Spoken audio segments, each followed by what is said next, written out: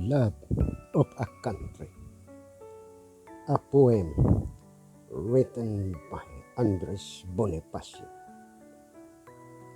Is there any love that is nobler than love of a country? Is there any love that is purer than love of a country? Is there any love that is faithier than love of a country?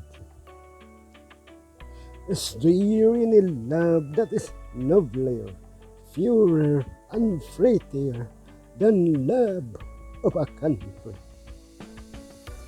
Perhaps not. Certainly no other love, but love of a country.